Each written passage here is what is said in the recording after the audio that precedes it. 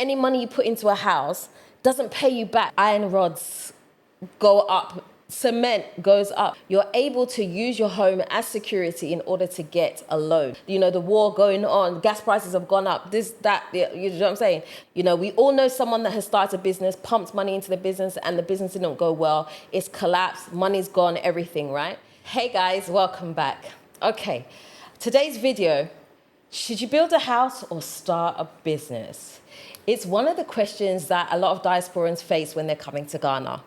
They have some money in the bank and there's a decision between, should I start building my house now or should I start a business? Which one?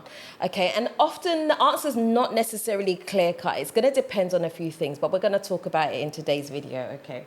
Now, one of the things that I want to start by saying is that in Ghana, a proof of someone's true wealth, whether it be superficial or whatever, is the fact that the person owns a house. If you meet somebody and they own a house in Ghana, it means that that person must be doing pretty well, because the majority, especially of Ghanaians, cannot necessarily afford to have their own house, whether it's built, bought, whatever. They don't own their own home. A lot of people are renting. I was going to say month to month, but, you know, in Ghana, we don't do renting that way. So, you know, they're renting on whatever basis, 1 year, 2 years, 6 months, whatever, right? And so even when a couple is getting married in Ghana, right, one of the first things that the family expects the man to have done is to have built a house. He should have built a house already for his wife to be able to come and stay in. Or he must be in the process of building a house. He has to have some type of security for her, right? So when you're coming to Ghana, what should you do? Now, it really, really does depend. There are actually great arguments for both sides. Now, when I look at it, I'm like, okay, this is what I think you should do.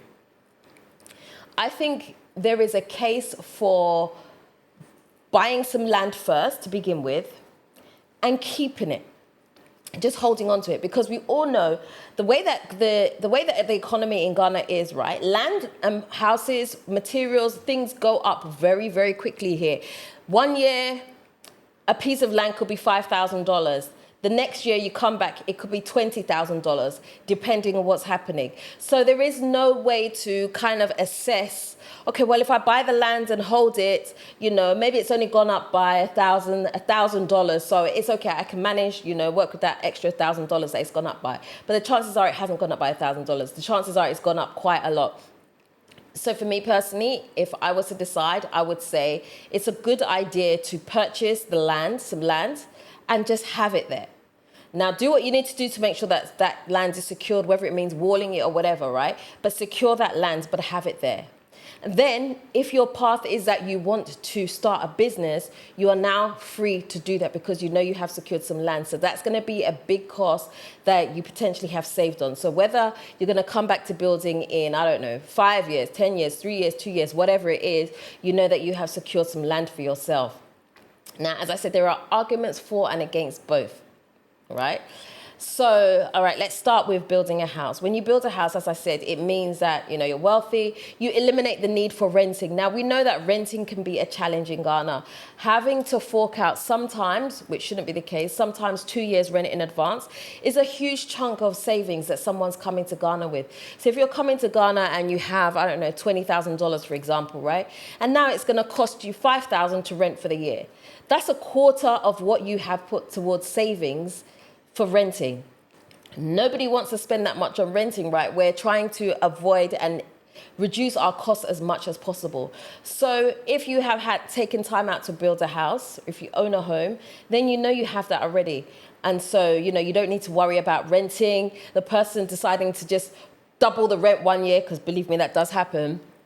You don't have to deal with any of those things. You don't have to, you know what I mean? Like, you have your own house, something goes wrong, you have to fix it, right? It's money that you're investing back into your house, right? Because you're fixing it for yourself. Whereas if you're renting, something goes wrong, sometimes the landlord won't fix it. It's going to be down to you to fix it. And it can sometimes be costly, right? So then there's that problem too. So these are just some of the things that you have to think about. Renting is huge in Ghana. It will take up a lot of your money.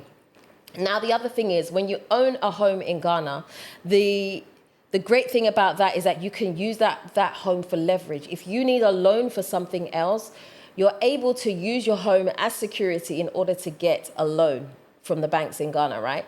Whereas if you don't own anything, you can't really go to the bank and say, okay, I want a loan. It doesn't necessarily work the same way it does in the West. You know, in the West, even if you don't necessarily own a home and you're renting, you can still have access to some type of loan. In Ghana, it's going to be a lot harder to do it. I'm not saying it's impossible, but it's going to be a lot harder to do it. They need to secure the loan against something. And maybe that something might be land if you have it. But if you've built a home, you've got quite a lot of leverage in order for you to be able to take out a loan from the bank, right? Now, you can use that loan. If you've got a house or you've got land or whatever, you can use that loan to start your business if you need to. So that's another great way that you can do it. So if that works for you, you can do it. But at the same time, there are also some cons to that too, right? Because if you take out a loan secured on your house and you want to use the loan money to start a business, your business is not necessarily automatically generating income to begin with, right? So now you're in a predicament where you're going to have to start repaying that loan at some point and you don't have an income coming in to furnish the loan. And so you need to think about that. Also, you know, building a home, if you have dependents as well, it gives them some kind of security. You're not always moving from here to there. If you've ever moved in Ghana, you'll know, my goodness, it's hard work. It is hard work to move from A to B. It's absolutely exhausting. I mean, in general, anywhere in the world, it's hard to move. But in Ghana, it is extremely hard to move. It's very, very difficult. There are a lot of moving parts and things that happen. So it's like if you can avoid some of these things, it just makes your life so much easier, you know? And we also have to think that, you know, there is also the rise in building costs, materials.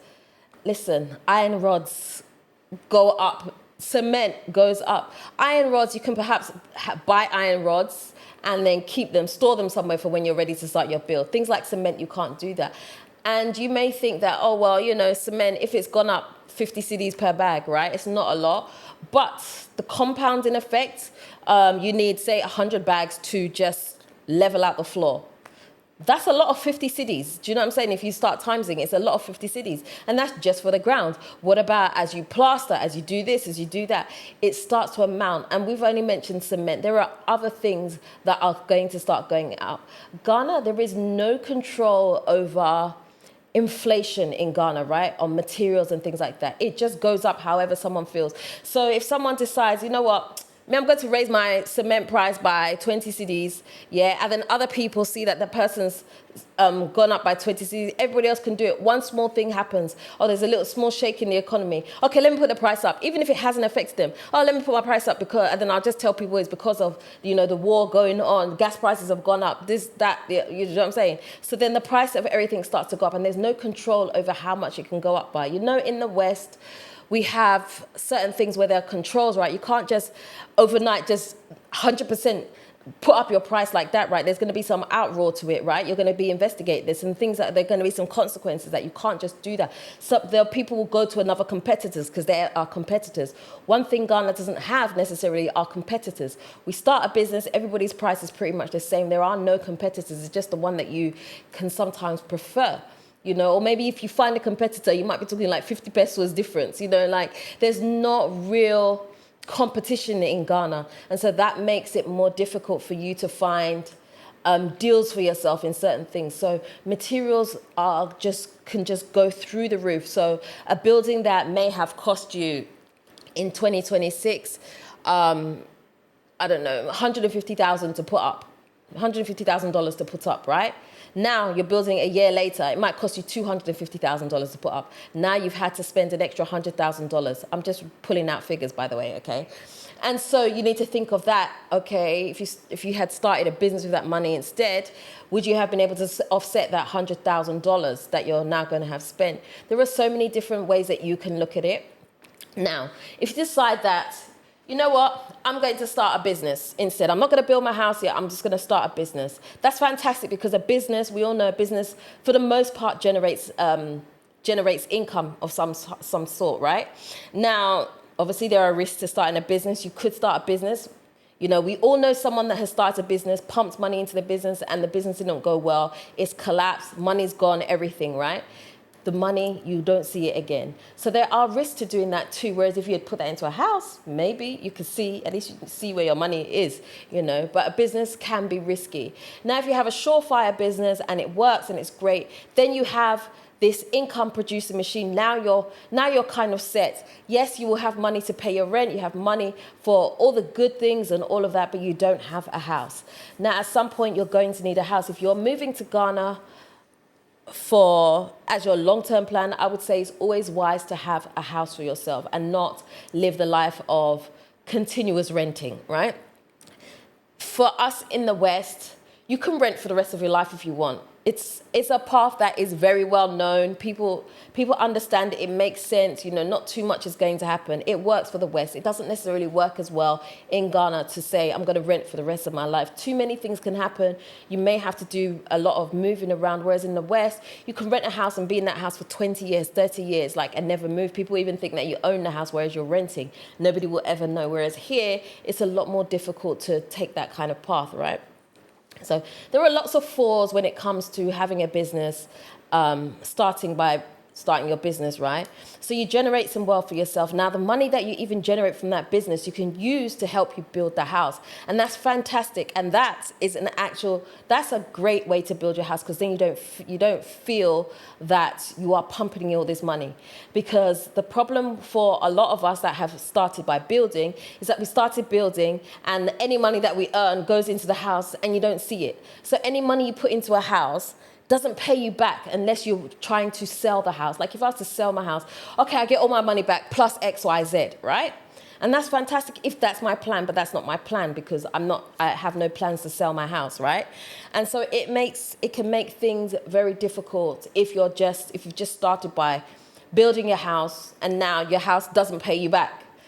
It may pay back in the future, but it doesn't pay you back now. Whereas if you have started a business, your business will pay for the house and you can build over time without necessarily feeling that, oh my gosh, my savings are draining. I see my savings going down or whatever else, and get to the point of being stuck. So starting a business can help you in that sense. You know, another thing is that, you know, today is the youngest that any of us are ever going to be. Starting a business is very, very taxing, right? You need to have a certain level of energy to be able to do that. I mean, you could say the same for a house as well. But if you have a business, right, that you've put your youth into, you put your energy into, you built it, you're up to date with social media, how it runs, you can, you know, you have the capacity to learn, educate yourself as you're going, to think of different ways outside the box. A great time to do that is in your youth, because you have the mental capacity for it. The older you get, it's harder to focus on those things, right? So it could be easier for you to start the business and be sharp on those things, right? The entrepreneurship journey, and then build your house later. You can bring in a project manager, you can bring in a team to build your house because you have the funds to pay for all of that stuff, and it can work for you, and that works brilliantly. Some people may argue that, okay, well, you know, nobody wants to build a house when they're older because it can be taxing and all of that, and I also understand that. But then you start your house, as I've said already, you have no income to necessarily support the house. You may be using savings, which will start dwindling, which you may find later on you might need for something. So there are arguments for and against. So for me personally, would I build a house or start a business? Now, that can be a tricky one for me because my situation was just that it worked out the way that it worked out, right? And so the house was just built because of the situation that I was in. And so that just made sense to build a house at the time. If I had a blank slate without anything else, would I build a house or start a business? I would absolutely start a business. I would start a business and I'll use the business to pay for the house. But yeah, that's a fantasy. That's not the way that my life worked out in that way. So I had no option. Well, I kind of did have an option, I guess. There's always an option. I can't say I didn't have an option. But it just made sense at the time to build a house when we were building a house, and that's it. I can't remember what I said in the other video now.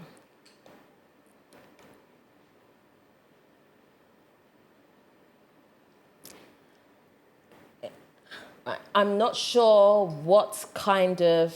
See, my issue is that I'm not sure what kind of business I would have built if I had just thought about business before moving to Ghana. Because before, when I moved to Ghana, I didn't really have an entrepreneurial mindset, right? So my mindset was just more so about working. And in Ghana, you cannot get it. It doesn't work like that. It's like finding a job that will pay you what you want it to pay is not going to work out for you. So it's almost like I had to go through this transition phase first. There wasn't a lot of information out there about moving to Ghana at the time. So my situation was very different to what it would be now if I had moved now. If I was to move now with the same mindset that I have now, but a lot of the things I've learned because I've been in Ghana. So if I was to come with the mindset that I have now, I would absolutely build a business. I think I would definitely build a business. I wasn't going to change my mind. I would definitely build a business. I was more so thinking about the type of business that I would build. But that's probably a conversation for another day. Because another thing about moving to Ghana that a lot of us may not talk about is that when you come to Ghana for the first time, right, you have to understand the culture. You have to understand the layout of how business dealings and how things work. Otherwise, you will lose that money. Can I say that again? You will lose that money. Many people have come to Ghana with the pretense that, well, I've built this business in the West before. I know exactly the ins and outs, how it works, and that's great. Yes, you do. We all agree with you. But you don't understand how Ghana works. Ghana will find a way to chop that money from you if you don't have a good grasp of how the culture works and how things work in Ghana. So starting a business is not necessarily a clear-cut case. So even though you want to start a business, you may not be able to start that business because you have to scope the land and it may take you 2 years, 3 years, 5 years, I don't know. It just depends, right? And so you want to make sure you have done that groundwork first before you start a business. You can't just come in, fly in, get off the plane, offload your bags and then say, I'm going to start a business today. It doesn't work like that. Trust me, you will lose that money before you know it. So you have to take your time if you're going to build a business. But I'm interested to know what you guys think, what would work for you, because I don't think there is actually one clear-cut answer. I don't think the answer is necessarily, you definitely should just start your business and that is it. Start the business and use the business to pay for your house. It's not as clear-cut as that. There are so many other factors to it depending on what your personal situation is. And so... let me know in the comment section what you would do. Would you build the house? Would you start the business? Would you do a mix of the two? How would you tackle moving to Ghana if you were to do it now and have to decide between one or the other? Because for the most part, most people have to decide. You're starting a business, you're building a house. Even if you don't even want to work, when you come to Ghana, are you just going to start building a house? A lot of people, when they come to Ghana, they do enjoy the retirement phase, but sometimes, you want to do something a little small on the side too. So sometimes in those side businesses, they even grow because the potential to start a business and grow it in Ghana is so huge that some people come and think, oh, I'm going to retire, and then they end up trying their hand at little things, or they see opportunities and it opens up a whole floodgate for them and they end up starting a business. So there are so many options that can happen. But anyway, let me know in the comment section which you would start and the reasons why. Let's talk about it some more. Okay, if you would like to do a one-to-one consultation with me about moving to Ghana, you can send me an email to dela@mortodela.com. Also, if you would like to rent one of my 2 one-bedroom apartments, they are available for short-term and long-term stay. And also, if you would like to purchase some of my whipped shea butter, you can either head to the website, fafabydela.com, or you can click the link in this video, which will take you straight there. Okay, guys, that's the end of today's video. I hope you've enjoyed it. If you haven't already subscribed to this channel, do me a favor, hit the subscribe button and the notification bell. Don't forget to also like, comment, and share this video. Until next time, I am out. Neti Fafa.